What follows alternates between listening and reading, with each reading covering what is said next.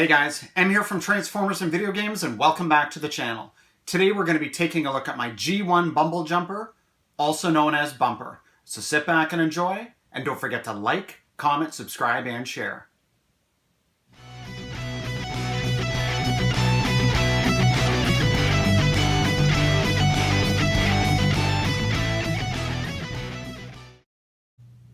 Okay guys, now let's get right into this.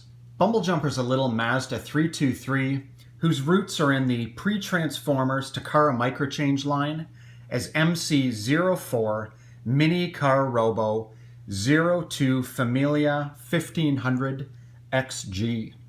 Now try saying that one 3 times fast. Now I wouldn't go as far as to say that this is a rare figure, but it's definitely uncommon.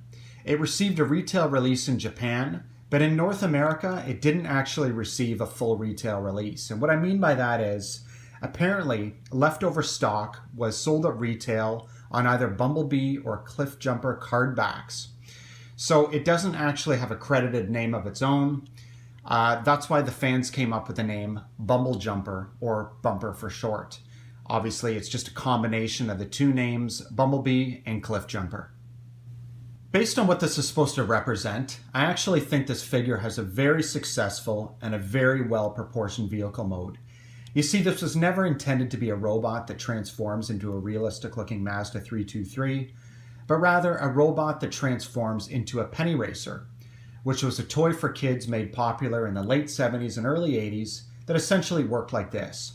In the back of the vehicle, there was a little slot that you would slide a penny into right here. And if I'm not mistaken, it had a simple pull back and go motor mechanism.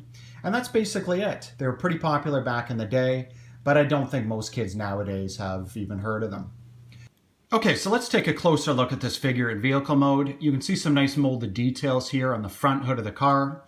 At the front end of the car, you can see more molded details. There's headlights, a grille, and bumper. Now, it's a bit of a shame that Takara didn't pick out some of those details with some nice paint applications, but I guess even back then there were budget considerations, so they didn't.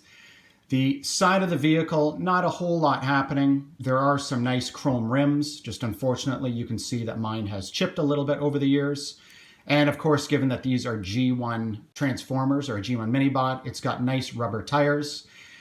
Very unfortunate in my opinion that even premium Transformers from the Masterpiece line don't come with rubber tires anymore, but that's a discussion for another day. Over here you can see there are some nice molded side mirrors in place, and then on the back end of the vehicle there's a sticker that says 1500 XG, and on the roof of the car there's another sticker.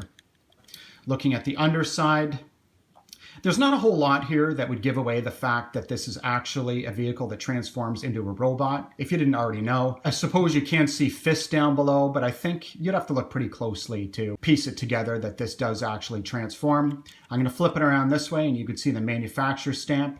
It says Takara, Japan. And that's pretty much it for the vehicle mode. I think that they've done a really nice job with it. Now at a glance, this figure can be confused for Bumblebee or the yellow version of Cliffjumper or even Hubcap, but I'm going to cut away in a minute and show you all 4 figures together so you can see just how different they are. Alright, now let's get into a comparison of these 4 awesome Minibots in their vehicle mode. From left to right, we've got Bumblebee, Bumblejumper, Hubcap, and the yellow version of Cliffjumper. Now right away, you'll notice that Cliffjumper and Hubcap are identical in every way. They're both Porsches. The one key difference is the fact that Cliffjumper has this spoiler on the back. As I mentioned earlier, Bumblejumper is a Mazda 323, and of course everybody knows that Bumblebee is a Volkswagen Beetle. Now we'll just rotate the figures slightly so you can take a look at them from another angle. We'll just stop right here. Cliffjumper and Hubcap, you'll notice that the front ends are molded entirely in yellow plastic. The front end of Bumblejumper has been molded in black plastic, and that includes his headlights, this grille section here at the front, and his front bumper. And you'll notice that Bumblebee has his front bumper molded in black plastic. Now I've got to say that in this mode and from this angle, I think that Bumblebee and Bumblejumper have the stronger vehicle modes. I just really think that those black molded plastic sections add to the realism of the vehicles. All right, now let's just rotate this again and take a look from another angle. Why don't we stop right here? Now at this angle, you can see the Spoiler section on Cliffjumper and the fact that it's absent on Hubcap, as I mentioned earlier. And one other thing that I can point out here is the fact that the wheel sections here on all four vehicles are identical. And you'll notice when I have them in robot mode that those actually form the arm sections of the robots. Now I'm going to keep rotating the figures. And let's stop right here. This back license plate section on all four figures, at least in vehicle mode, have identical molding, but you'll see when I have the figures in robot mode that they do benefit from very different looking face sculpts. We'll keep rotating. I like the fact that Bumblebee and Bumblejumper have very different back window sections, which makes sense since they are two very different vehicles. And that brings us back to our starting position. I'm going to leave the comparison at that for now, and we'll move on to transformation. Okay, so the transformation is of course very easy. You want to start off by pulling the arms out at the sides like this. There's the arms done. Flip the head up at the top. Pull the legs down at the bottom and then flip the feet forward like this. And that's it for transformation. Now that we've got it in robot mode, let's take a quick look at articulation. The head will move up and down due to transformation. The arms will rotate a full 360 degrees. And there is some foot movement here, again, due to transformation. And that's it for articulation. Now we'll take a quick look at the figure in robot mode. And I think the Takara's actually done a really nice job with it. Let's just get a close-up of his face here. Now we'll flip it around to the back side of the figure. And not surprisingly, it's very clean. You don't see a backpack. You don't see any car kibble hanging off. This was just a different era in Transformers production. And, they were very simple yet effective designs. And even from a little bit earlier, you saw that the transformation sequence, although very basic, is still pretty satisfying for what it is. I think it's a bit of a missed opportunity that Takara hasn't reissued this figure as part of their Encore line. I think there would definitely be a market for it. All right, now here are the figures in robot mode lined up in exactly the same order as they were in earlier. From left to right, we've got Bumblebee, Bumblejumper, Hubcap, and Cliffjumper. And you can really see just how different these figures look in robot mode. Even the two that are most identical here, Hubcap and Cliffjumper, actually look very different because of their distinct face sculpts.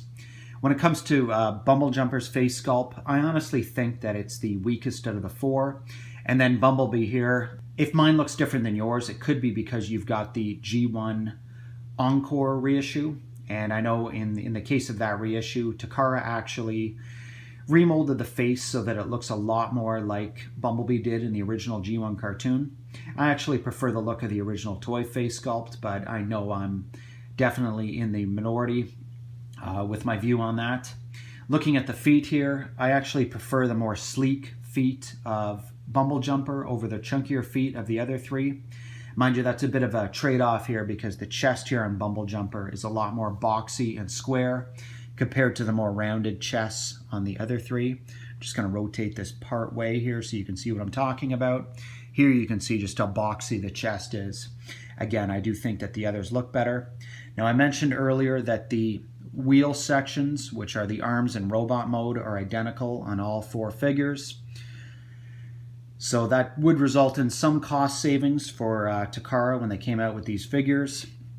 Even on the back, I mentioned earlier that there was a painted die-cast metal part, which is here. These are identical on all four figures. And you can tell as well that this section of the legs is also identical on the four figures. So just rotating it back here. Nice and slowly. I really think these four figures look fantastic together. Similar in some ways, but again, very different and distinct looking as well. All right, here we are with the figure back in vehicle mode, and I think I'm going to leave it at that for today. Now, in conclusion, would I recommend picking up a G1 Bumblejumper and adding it to your collection? As much as I love the G1 Minibots and its variants, this is one situation where, generally speaking, I'd have to say no, I wouldn't recommend the figure. The only reason I'm not recommending the figure is price. Because these figures were discontinued back in the early 80s, and they didn't see a full production run the way other Minibots did, the figure is extremely expensive. To get your hands on one now on eBay, I'm going to say you're probably not going to find one for less than $100 US. And for a Minibot, I think that's outrageous. Having said all that, I would only recommend this figure for people who, number one, have the means to buy it, or number two, are either going for a complete run of G1 Minibots or a complete G1 Transformers collection. Because of course, you can't say you have either if you don't also have a G1 Bumblejumper. For everybody else, I honestly think it's far too obscure a character and far too expensive a figure for most casual fans to bother with. Anyway guys, I'm going to leave it at that for today. If you like what I'm doing on YouTube, be sure to give this video a big thumbs up. It really helps me. Leave me a comment, and as always, subscribe for more. Take care. Based on what this figure was intended to represent, I actually think it has a very successful vehicle mode, and it's very well proportioned. You see, this figure wasn't meant to be a realistic